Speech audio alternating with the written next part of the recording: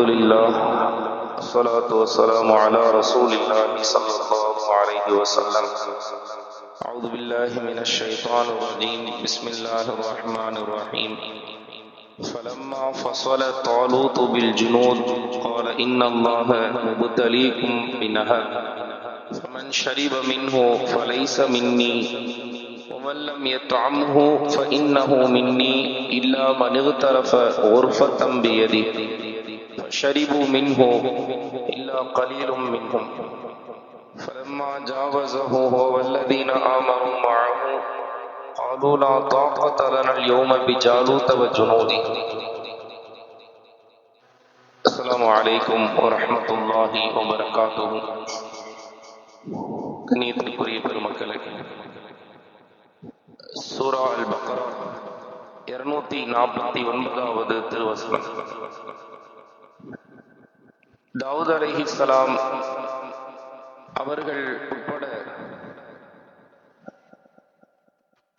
தாலூத் என்கிற ஒரு மன்னனின் கீழ் பனு இஸ்ரவேலர்கள் போருக்காக தயாராகிவிட்டார்கள்.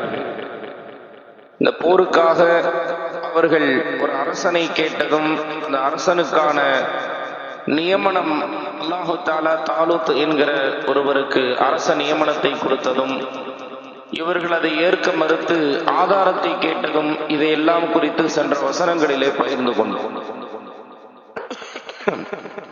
தாலூத் என்கிற ஒரு அரசனின் தலைமையில் தான் பனு இஸ்ரவேலர்கள் போருக்கு செல்ல வேண்டும் என்கிற ஒரு நிலை ஆகிவிட்டது. இனி அவர்கள் மறுப்பதற்கு வழி இல்லை, போருக்கு போயே ஆகணும். வேறு வழி இல்லாமல் வேண்டா வெறுப்பாக பலர்கள் என்ன செய்கிறார்கள், அந்த போருக்காக வேண்டி புறப்படுகிறார்கள். சுமார் 70,000 நபர்கள் தாலூத் என்கிற அரசரின் தலைமையில் அந்த படை புறப்பட்டு ஜாலூத் என்கிற எதிரியை, ஒரு பெரிய ஒரு மனித குல எதிரியை, அவனுடைய படையை வீழ்த்துவதற்காக இவர்கள் புறப்பட்டு போறாங்க. கூட வரக்கூடிய 70,000 நபர்கள் வேண்டா வெறுப்பாக அதுல நிறைய பேர் இருக்கும் பொழுது அரசருக்கு ரொம்ப கவலையாக இருக்கிறது. தாலூத் என்கிற அந்த மன்னருக்கு கவலையாக இருக்கிறது. இவர்களை வைத்துக் கொண்டு போர் புரிந்தால் இவ்வளவு பெரும்பான்மையாக இருக்கக்கூடிய இந்த மக்கள் வேண்டா வெறுப்பாக தேவையில்லாம கேள்வி கேட்டு இப்படி அகப்பட்டு கொண்டோமே என்று அவர்கள் வேண்டா வெறுப்பாக வருவதை பார்த்துவிட்டு இவர்களோடு சென்று போரிட்டால் அது ஒரு சரியான ஒரு நிலையாக இருக்காது. இவர்களை எப்படியாவது இந்த வேண்டா வெறுப்பாக இருப்பவர்களை படையில் இருந்து அப்புறப்படுத்த வேண்டும் என்று அவர்கள் யோசித்துக் கொண்டிருக்கிற போதே அல்லாஹு தஆலா அவர்களுக்கு ஒரு சோதனையை கொடுக்கிறார். அந்த ஒரு வெயிலான நேரத்துல, கடுமையான வெயில் நேரம், தாகம் அதிகமாக இருக்கிறது. அவர்கள் போகிற வழியிலேயே நடுவுல ஒரு ஆற்றை கடந்து போகணும். இந்த ஆற்றை கடந்து செல்லும் பொழுது இலகுவாக தண்ணீர் குடித்துக் கொள்ளலாம். எல்லாரும் தாகத்துல இருக்காங்க. ஆத்த பார்த்த உடனே ரொம்ப சந்தோஷமாயிருது. நல்ல தாகம் தீர தண்ணி குடிக்கலாம்னு நினைக்கும் பொழுது தாலூத் மன்னர் அப்படி எல்லாத்தையும் நிப்பாட்டி வச்சார். எல்லாரும் நில்லுங்க, நீங்க தண்ணீர் அருந்துவதற்கு முன்னால் நன்கு தெரிந்து கொள்ளுங்கள், இன்னல்லாஹ முப்தலீக்கும் பினஹரின், இந்த ஆற்றை கொண்டு அல்லாஹ் உங்களை சோதிக்கிறான், இந்த ஆற்றை கொண்டு அல்லாஹ் உங்களை பரீட்சை செய்கிறான். என்ன பரீட்சை? இந்த தண்ணீரிலிருந்து நீங்கள் ஒரு சிரங்கை மாத்திரம்தான் குடிக்கணும். ஒரு சிரங்கையை தாண்டி நீங்கள் தண்ணீர் குடித்தால் அப்போது நீங்கள் என்னோடு இல்லை, என்னை சார்ந்தவர் இல்லை, இந்த படையிலிருந்து நீங்கள் கலந்து கொள்ள வேண்டிய நிலை ஏற்படும் என்று தாலூத் மன்னர் எச்சரிக்கிறார். எச்சரித்தவுடன் இந்த எச்சரிக்கையை எல்லாரும் கேட்கிறாங்க. கேட்டுட்டு அதற்கு பிறகு அவர்கள் அனைவரும் அந்த ஆற்றை நோக்கி போறாங்க. தண்ணீர் குடிக்கலாம் என்று ஒரு சிரங்கை எடுத்து மாத்திரம் குடித்தால் அந்த தாகம் தீர்ந்து விடும். அதுதான் அல்லாஹ்வுடைய ஏற்பாடு. ஒரு சிரங்கையை தாண்டிச்சுன்னா தாகம் தீராது, தண்ணீர் குடித்து கொண்டே இருக்க வேண்டும்ங்கிற நிலை ஏற்படும். இந்த இடத்துல அவர்கள் சென்றவுடன் தாலூத் மன்னர் சொன்னது போல அல்லாஹ்வின் உத்தரவிற்கு இணங்க ஒரு சிரங்கையை மாத்திரம் குடித்து விட்டு அந்த இடத்தை விட்டு நகன்று விட்டவர்கள், அவர்கள் திருப்தியாக தாகம் தீர்ந்தது. ஆனா பொதுவா ஒரு பசியோட தாகத்தோடு இருக்கிற நிலையில தண்ணீர் கிடைச்சிருச்சு அப்படின்னா அந்த ஒரு மடர் குடிச்சாலே தாகம் தீர்ந்திருந்தா என்று இருந்தாலும் கூட நம்மால தண்ணீர் தாகத்தினால அதிகமாக குடிக்கணுங்கிற ஒரு எண்ணம் ஏற்படும். காலையிலிருந்து நோன்பு வச்சுட்டு இஃப்தாருடைய நேரத்துல ஒரு மிடர் தண்ணியோட நிப்பாட்டலாம் அப்படின்னு தண்ணியை வாயில வச்சோம்னா ஒரு மிடர் போச்சுன்னா அதற்கு பிறகு அந்த கிளாஸ்ல தண்ணி முடிகிற வரைக்கும் அதை எடுக்க மாட்டோம். தண்ணி முழுவதுமாக உள்ள போற அளவுக்கு தாகம் என்பதையும் தாண்டி அந்த தண்ணீரின் மீது ஒரு தேவை என்பது ஏற்படும். தண்ணி குடிக்கணும் அப்படிங்கிற ஒரு நம்மை மனதை வற்புறுத்தி அந்த தண்ணியை குடிச்சிருவோம் மன ஆசையின் காரணம். அதுபோல அந்த மக்கள் என்ன செய்யறாங்கன்னா ஒரு சிறங்கை தண்ணி குடிச்ச உடனே தாகம் தீர்ந்துருச்சு.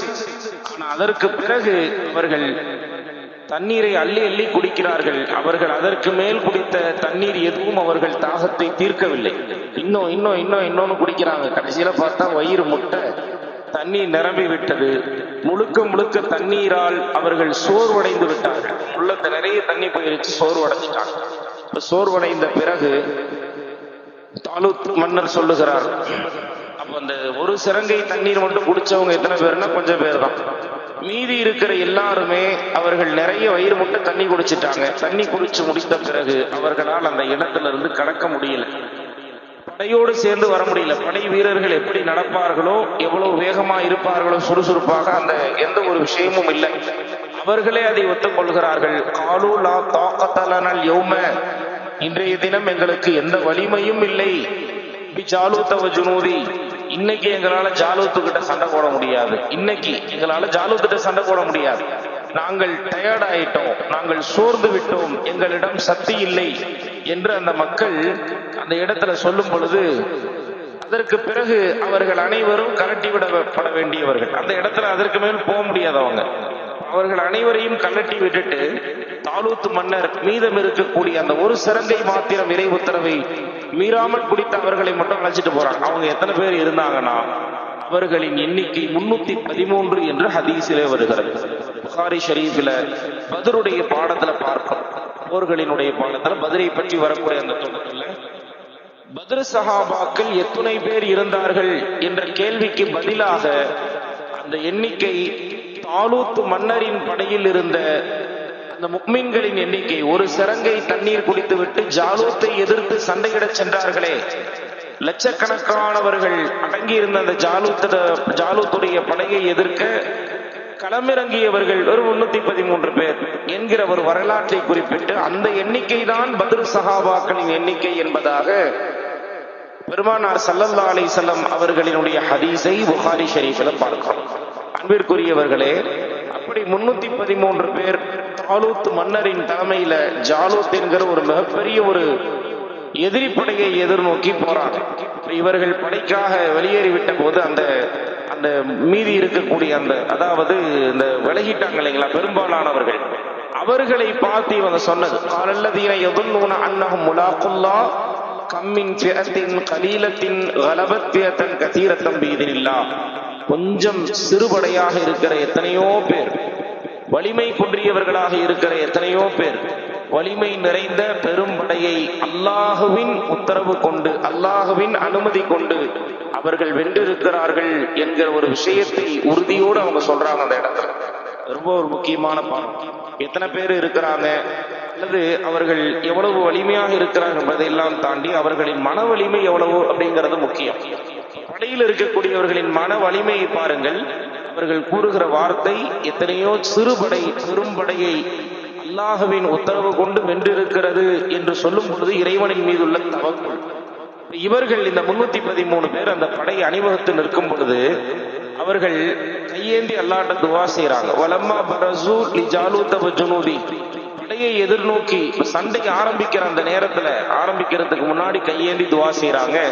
ரப்பனா அஃப்ரிக் அலைனா ஸபரா, இறைவா எங்கள் மீது பொறுமையை கொட்டு, பொறுமையை கொட்டு, பொறுமையை கொடு என்று சொல்லலாம், பொறுமையை கொட்டு, பொறுமையை ஊற்று என்று சொல்றாங்க. தக்குதாமனா, எங்கள் பாதங்களை ஸ்திரப்படுத்து, ஃபன்சுர்னா அலல் கௌமி காஃபிரீன், காஃபிர்களுக்கு எதிராக எங்களுக்கு வெற்றியை கொடு என்றெல்லாம் துவா செய்துவிட்டு அல்லாஹ்விடம் துவா தவக்குள்.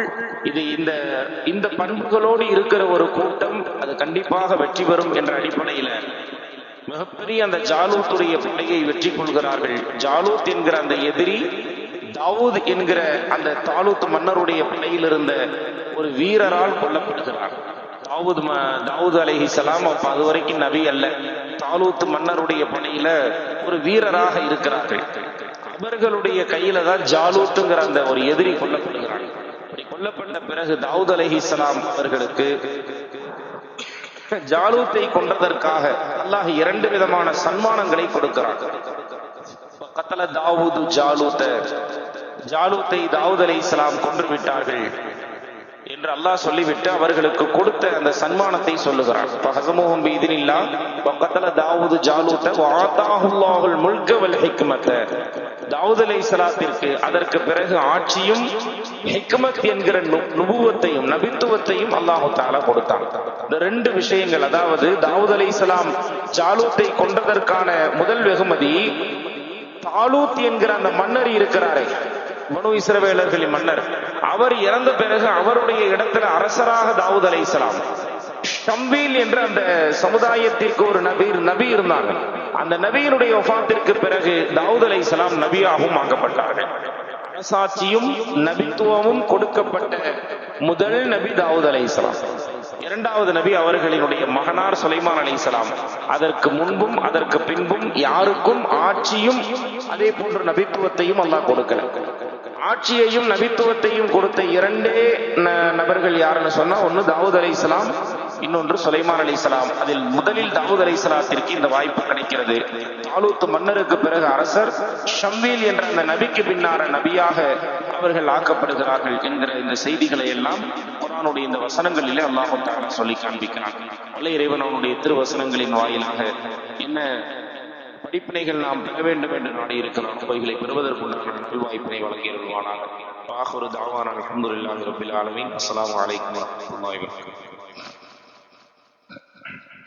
அல்ஹம்துலில்லாஹி ரப்பில் ஆலமீன்.